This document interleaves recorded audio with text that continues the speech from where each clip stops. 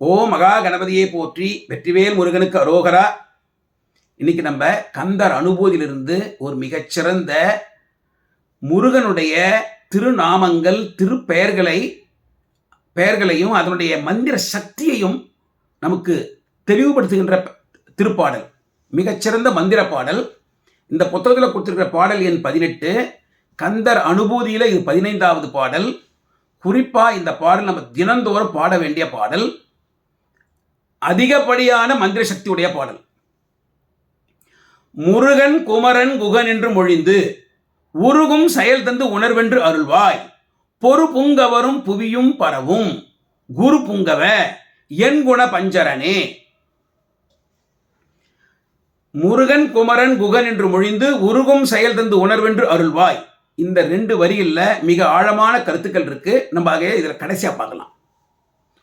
பொறு புங்கவரும், தேவர்கள் எப்பவாறு சண்டை போட்டுனே இருப்பாங்க. சண்டை போட்டுல அவங்களுக்கு ஆசை. ஏன்? அவங்களுக்கு அசுரலை கண்டா பயம். நம்மளோட தேவலோகத்தை எங்க வந்து அந்த அசுரர்கள் கைப்பற்றிடுவாங்களோ அப்படின்னு ஒரு பயம் இருந்துனே இருக்கும். ஆகவே அவங்களுக்கு கொஞ்சம் சண்டை போட்டுனே இருக்கிற மாதிரி ஒரு விருப்பம். அதான் பொறு புங்க வரும். புவியும், பூலோகத்தில் மண்ணுலகத்தில் இருக்கிற மக்களும், தேவர்களும் பூலோக மக்களும் பரவும் வணங்கும். யார் அவரு? குரு புங்கவ, முருகக் கடவுள் குரு நிலையிலிருந்து இருக்கிறார். குருநிலையிலிருந்து ஏற்கனவே தன்னுடைய அப்பாவாகிய சிவபெருமானுக்கு பிரணவத்தை ஓதியவர்.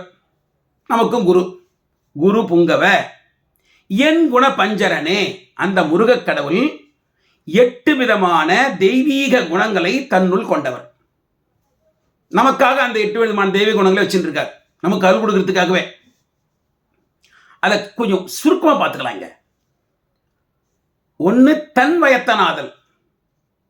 முருகனாவும் இருக்காரு, மற்ற எல்லாவற்றிலும் கலந்திருக்கார். மரம், செடி, கொடி, மனுஷன், விலங்கு, பறவை, அந்த மாதிரி எல்லாவற்றிலும் இருக்கார். எல்லாவற்றிலும் இருக்கிறதுனால எல்லாவற்றையும் தன்னிடத்தில் வைத்துக் கொண்டிருக்கிறார், தன் கண்ட்ரோலில் வச்சுட்டு இருக்கார். அதான் தன் வயத்தனாதல். 2வது தூய்மையானவர், தூய்மையான உடம்பு கொண்டவர்.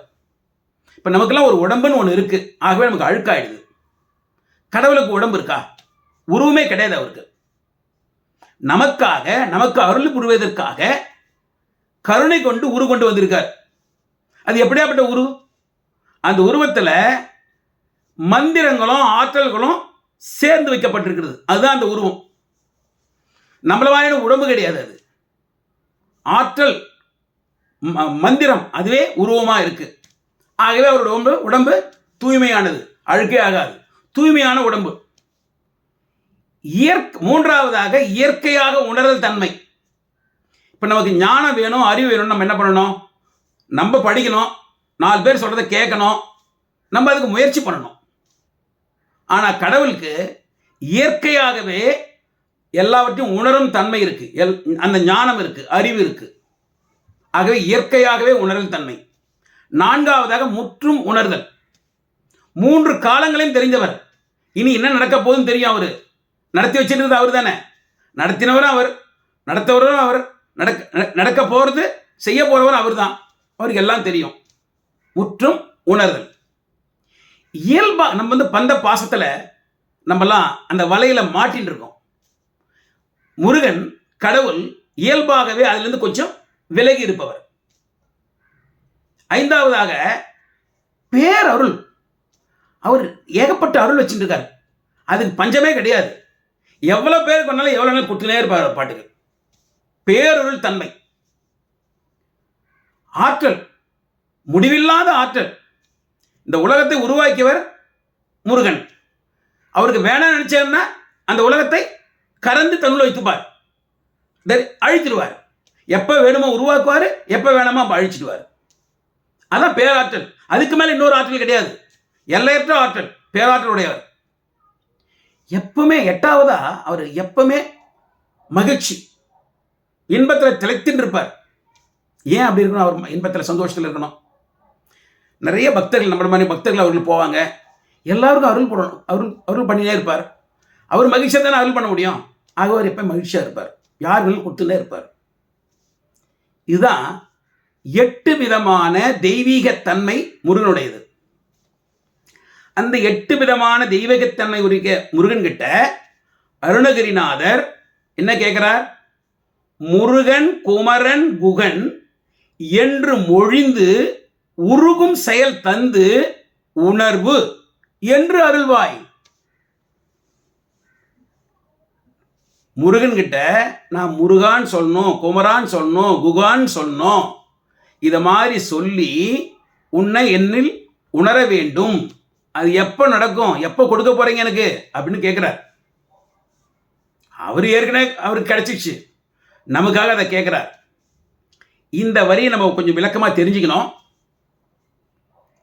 அது தெரிஞ்சுக்கிறதுக்கு முதல்ல அந்த முருகன் குமரன் குகன் அந்த நாமத்துக்கு என்ன பெருமை அப்படின்னு நம்ம தெரிஞ்சினாதான் முழுமையாக தெரிஞ்சுக்க முடியும்.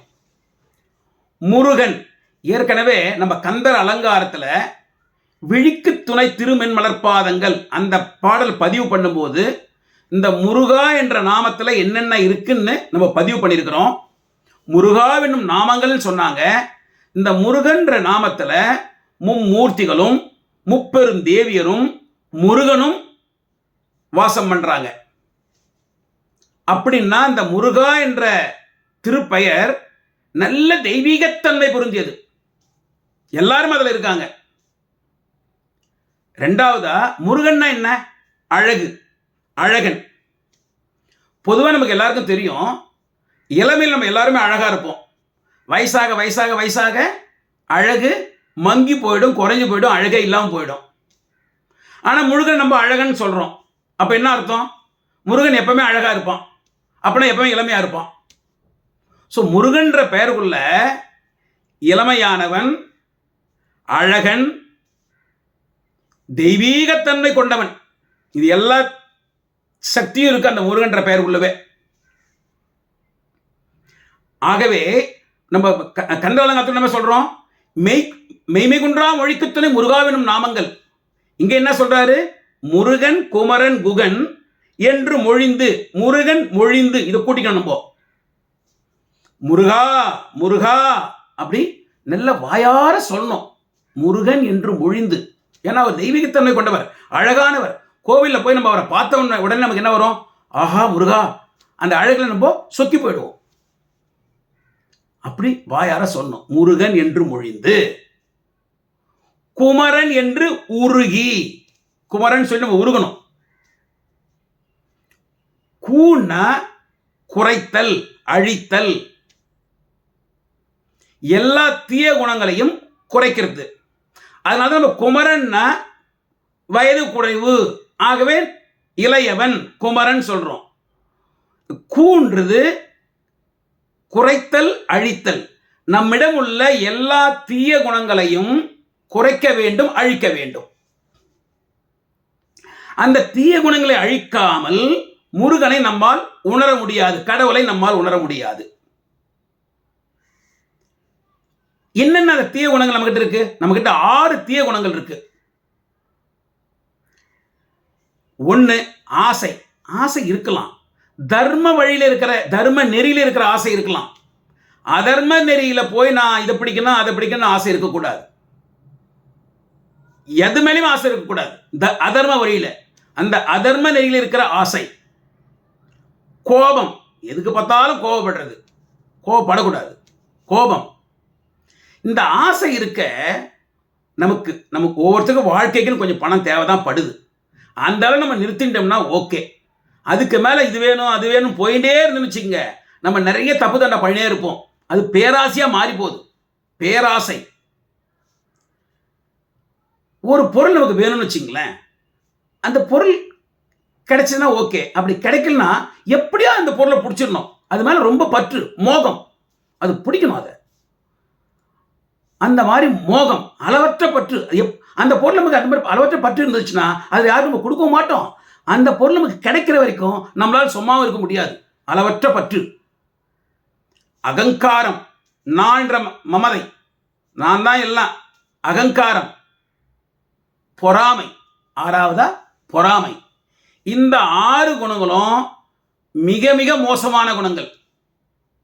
இந்த 6 குணத்திலிருந்து நம்ம வெளியே வந்தால் ஒழிய கடவுளை உணர முடியாது. அதுக்கு நிறைய வழிகள் இருக்கு, வெவ்வேறு பாடலும் பார்த்துருக்கோம்.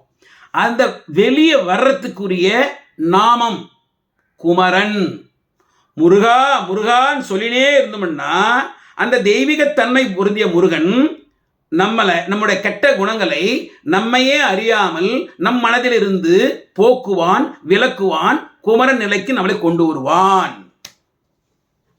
அந்த குமரன் நிலைக்கு நம்ம இறங்கி வந்துட்டோம்னா நம்ம கெட்ட குணங்கள்லாம் போயிடுச்சு, நம்ம சுத்தமாயிடுச்சு, நம்ம ஆன்ம சுத்தமாயிடுச்சு. அப்போ முருகனை குகனாக நாம் உணர முடியும். நம்ம உடம்புக்குள்ள ஒரு தகராகாசம் அப்படின்ற ஒரு இடம் இருக்கு. அது ரொம்ப சின்ன இடம். நிறைய பேர் சொல்றாங்க அதை கட்டவரல் சைஸ்ன்னு சொல்றாங்க. அந்த இடத்துல முருகனை, கடவுளை தாமரையில விரிச்சு வச்சிருப்போம் நம்ம ரெடியா. அவரை நம்ம அங்க உட்கார வச்சுக்கலாம், அவர் வந்துருவாரு. இந்த 6 குணத்தை நம்ம விலக்கிட்டோம்னா, அதாவது நம்ம முருகா முருகான்னு சொல்லி குமரன் நிலைக்கு போய் குகனை நேராக கூட்டு வந்து இங்கே உட்கார வச்சுக்கலாம். நம்ம பேசலாம் அவர்கிட்ட, நம்ம உணர முடியும் நம்மளால் அவரை. அவர் இங்கே இருக்கிறத நம்மளால் உணர முடியும். அதுதான் முருகன் குமரன் குகன் என்று மொழிந்து உருகும் செயல் இருந்து உணர்வென்று அருள்வாய். அந்த உணர்வை, குகன் என்று உணர்கின்ற தன்மையை என்று அருள்வாய் அப்படின்னு கேட்கிறாரு அருணகிரிநாதர். அவர் அனுபூதி நிலையில் அடைந்தது பிறகு அந்த பாடலாம் பாடுறார். அவர் ஏற்கனவே உணர்ந்துட்டார், எல்லாம் முடிச்சிட்டார். நமக்காக முருகனை உணர்றதுக்கு வழியை நமக்கு சொல்லிக் கொடுக்கிறார். இந்த பாடல் மூலமா, இந்த பாடல் நம்ம சொல்ல சொல்ல சொல்ல முருகா முருகான்னு வாயார சொல்லும் பொழுது நம்மளோட தீய குணங்கள் குறையும், முடிஞ்ச அளவுக்கு அழியும்.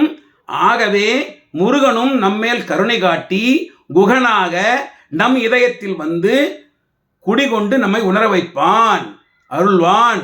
அவ்வளவு தலை சிறந்த பாடலுங்க இது. இந்த பாடலை நம்ம தினந்தோறும் பாட பாட நம்ம ஆத்மா சுத்தம் அடையும். சுத்தம் அடைஞ்சா முருகன் தானா வந்துட்டு போறான். பாடுங்க இந்த பாடலை, மறக்காதீங்க. முருகன் குமரன் குகன் என்று மொழிந்து உருகும் செயல் தந்து உணர்வென்று அருள்வாய். பொறு பொங்கவரும் புவியும் பரவும் குரு பொங்கவை என் குணபஞ்சரனே. வெற்றிவேல் முருகனுக்கு அரோகரா. ஓ முருகா குமரா குகா போற்றி. ஓ முருகா குமரா குகா போற்றி. ஓ முருகா குமரா குகா போற்றி போற்றி போற்றி. தவறாம உங்க கருத்துக்களை அந்த கமெண்ட் செக்ஷன்ல பதிவு பண்ணுங்க, எங்களுக்கு உதவியா இருக்கும். வெற்றிவேல் முருகனுக்கு அரோகரா. ஓ முருகா குமரா குகா போற்றி போற்றி போற்றி போற்றி.